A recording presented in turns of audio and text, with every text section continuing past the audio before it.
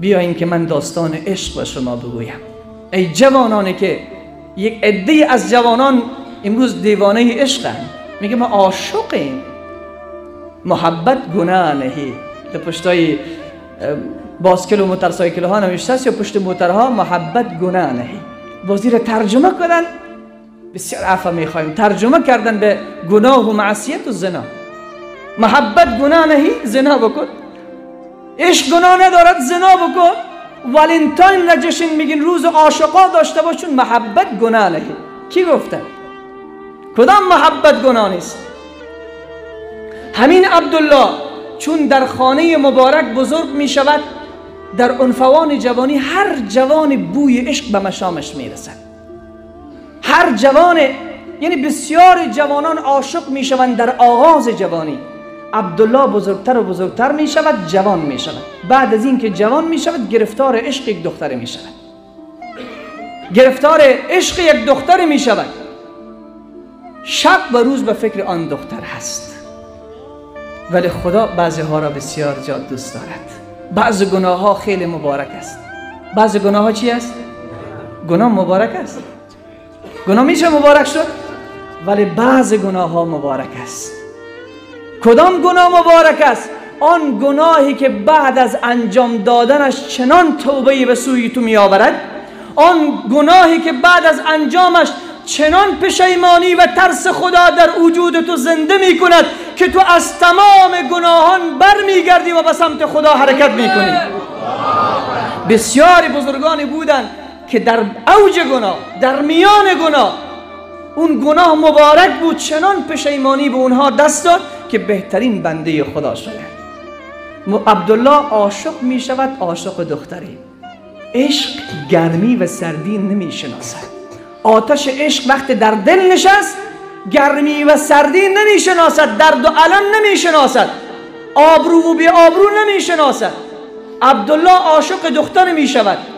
شب از شبها که هوا خیلی سرد است، هوای زمستان است، برف هم می بارد، حضرت عبدالله حرکت می کند که برود پشت خانه معشوقش، شاید با اون لقاء داشته باشد، دیدار داشته باشد، حرکت می کند.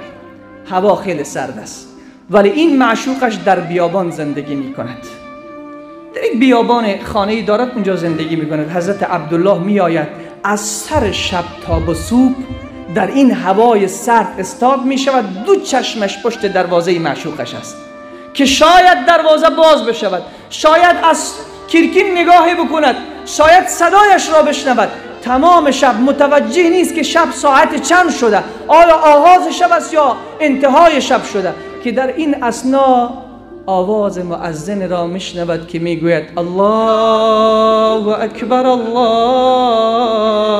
اکبر، الله اکبر، الله اکبر. وقتی این آواز به گوش عبدالله می آید، فکر می کند اذان نماز عشاست، فکر می کند اذان نماز عشا و خفتن است. بعد از لحظات همینجا می نشیند، می گوید هنوز آغاز شب است. چند دقیقه نمی گذرد، می بیند که هوا روشنتر و روشنتر می شود، می بیند که این اذان عشا نبوده، اذان نماز صبح بوده. تمام بدنش یخ و سردی گرفته، تمام وجودش پر از برف است. عبدالله یک بار اینجا نگاه به سمت آسمان می کند، می گوید خدایا من به یک عشق مجازی آنقدر غرق شدم که من ندانستم که این اذان نماز خفتن است و نماز صبح است.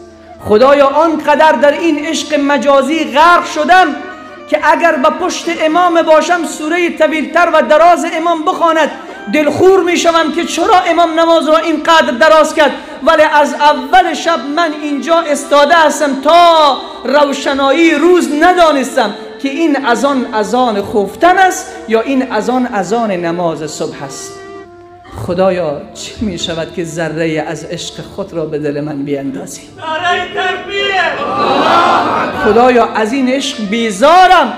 خدایا این عشق خسته می کند، این عشق افسرده می کند، این عشق ضعیف می کند، این عشق چهره تو را تغییر می دهد، این عشق گوشت در بدن تو نمی گذارد، این عشق وفا ندارد، این عشق پایدار نیست، عشقی که پایدار است به گفته مولانا اون عشقی است که با الله یک بنده بکنه. عشقهایی که از پی رنگ بود عشق نبود، عاقبت ننگ بود. امروز عزیز من اون عشقی که جوان را دیوانه کرده، جوان را بی سر و پا کرده، جوان را از مسیر منحرف کرده، جوان را فکرش را خراب کرده، جوان را بی ادب در برابر پدر و مادر کرده، جوان را از نماز فرار داده، جوان را از عبادت خدا مانده است. این عشقهایی است که بعد از 6 ماه تبدیل به جدایی ها می شود. این رها کن. حضرت مولانا میگه این رها کن عشقهای صورتی، نیست بر صورت نه بر روی ستی، آنچه معشوق است صورت نیست آن، خواه عشق این جهان و خواه آن جهان، آنچه بر صورت تو عاشق گشته ای، چون بیرون شد جان چرایش هشته ای، صورتش برجاست این سیریز چیست، عاشقا واجو که معشوق تو کیست، پرتو خورشید بر دیوار تافت، تابش عاریتی دیوار یافت، دل بر کلاه چه بندی ای سلیم، و طلب عشقی که پایت او مقیم. اگر این روشنایی آفتاب روز نباشد تو را به خدا قسم آیا این رنگ دیوارها دیده می شود؟ اگر روشنایی روز نباشد دیدار و زیبایی جمال معشوق دیده می شود؟ اگر این نور آفتاب نباشد و این نور خدا نباشد آیا چمنزارها در شب دیده می شود؟ آیا آبشارها دیده می شود؟ آیا بهترین قصرها با بهترین رنگها دیده می شود؟ نمی شود. پس چیست که این همه را زیبا کرده؟ بلند همه زیبایی از او است، تمام تراوت و شادابی از او هست. و خدا قسم بعد از این که عبدالله این کلام را میگوید خدایا میگه من توبه کردم، من از اینش توبه کردم، خدایا به سمت تو برمیگردم، مرا عاشق خودت بگردان. عبدالله بعد از این شب و بعد از این اذان بسیار عاشقانه بودن که نمازشان ترک شدن ولی بیدار نشدن، برو خوردن بیدار نشدن، ناکام شدن بیدار نشدن، شکست خوردن بیدار نشدن، اما بعضی ها را خدا این گونه بیدار میگرداند. من گفتم بعضی گناهان مبارک است که بعد از انجامش چنان تغییر در وجود تو می آورد، چنان تو را به سمت الله می برد که دیگر هیچ کس نمیتواند جلب تو را بگیرد. این عبدالله ابن مبارک به جای می رسد که از سفیان ثوری رحمت الله علیه پرسان کردن، کسی در مجلس حبیب که از بزرگان دین است از او پرسان کرد که آیا سفیان ثوری بهتر است یا عبدالله ابن مبارک؟ حبیب در جواب فرمود اگر سفیان ثوری که از بزرگان دین است و استاد امام بخاری است و در طریقت دست بالایی داشت، بهترین ولی از اولیای الهی بود، پرسیدن که آیا عبدالله بهتر است یا سفیان ثوری؟ او در جواب فرمود اگر تمام عمر سفیان ثوری تلاش کند که یک شب مثل عبدالله ابن مبارک شود محال است که بشود. اگر تلاش بکند که تمام عمر خود یک شب مثل عبدالله بشود محال است که مثل عبدالله ابن مبارک شود. این عبدالله نه تنها تقوای الهی پیدا کرد، این عبدالله بعد از این که از سرزمین مرو است، بعد از این که عبدالله توبه کرد گفت در این سرزمین آتش عشق من، آتش شوق من سیراب نمی شود، من باید بروم این آتشی که دارم، این تشنگی که از محبت الله و رسول دارم، بروم در دیار حبیب، در دیار حبیب بروم، در دیار مولا بروم، در دیار رسول خدا صلی الله علیه و سلم در مدینه بروم. حرکت کرد، سفر می کند پای پیاده. در مسیر این سفر یک مرد بداخلاق همرکاب و رفیق عبدالله می شود. عزیز من این رو خوب گوش کن. در مسیر این سفر که به سمت عربستان در حرکت است، مرد بداخلاق، مرد زشتخوی با عبدالله ابن مبارک رفیق می شود. فقط یک مرحله بسیار کوتاهی، یک مسیر خیلی کوتاهی. بعد از این که با عبدالله یک مسیر را طی می کند، این مرد به سمت دیگر حرکت می کند، عبدالله به سمت بیت الله در حرکت است. یک بار می بینند که عبدالله ابن مبارک گریه می کند، پرسان کردن چرا گریه میکنی؟ گفت گریه من از این است که من با مرد بد اخلاق چند دقیقه بودم، اما نتوانستم که این را سبب هدایتش شوم و دست از بد اخلاقی بردارد. من از این میترسم که روز قیامت جواب من به پیشگاه الله چی هست.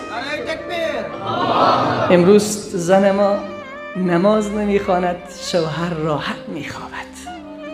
پسر ما نماز نمیخواند، پدر راحت میخوابد. دختر ما حجاب ندارد، پدر راحت میخوابد. خواهر ما حجاب ندارد، برادر راحت میخوابد.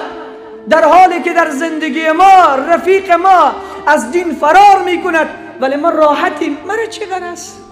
به من چی غرض؟ عبدالله میگوید چند دقیقه با مرد بد اخلاق بودم، اما نتوانستم که سبب هدایت این انسان شوم. میترسم که روز قیامت خدا از این از من بپرسد.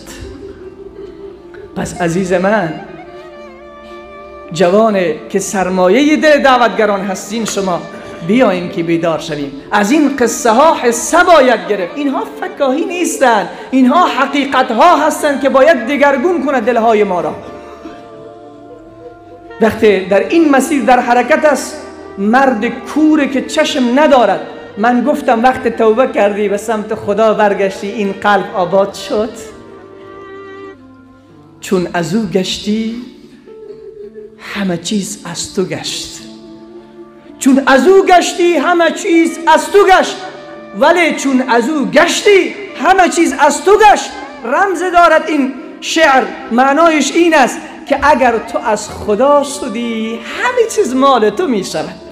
اگر تو از خدا شدی، در اساسترین لحظات زندگی هر چیزی از خدا بخواهی، الله به دستان تو می گذارد. الله رب العزت و الجلال به حضرت عزیر وحی می کند. پیامبر خداست. به حضرت عزیر میگه ای عزیر، اذا اذنبت ذنبا صغیرا فلا تنظر الى صغیره. ای عزیر، وقت گناه کردی به کوچکی و خردی گناه نگاه نکن. وقت گناه کردی نگاه کن نافرمانی چه ذات بزرگی را کردی. امروز ما میگیم این گناه کوچک از گناه صغیره است. گناه صغیره را کی من کرده؟ اگر ما این گناه صغیره را کردیم، نافرمانی را کی را کردیم؟ الله. پس صغیر و کبیر کار ندارد. الله خیلی ذات با عظمت و بزرگ است. پس این عبدالله، ای جوانانی که عاشقی، این برادرها شما را از مسکو و مسکوسکی اوبلاست گرفته با ماشین‌های خود با گرانیت قزاقستان برده می‌آورند. برای همه خودی حاضر به نمرهای در روی اکران بوده زنگ زنید.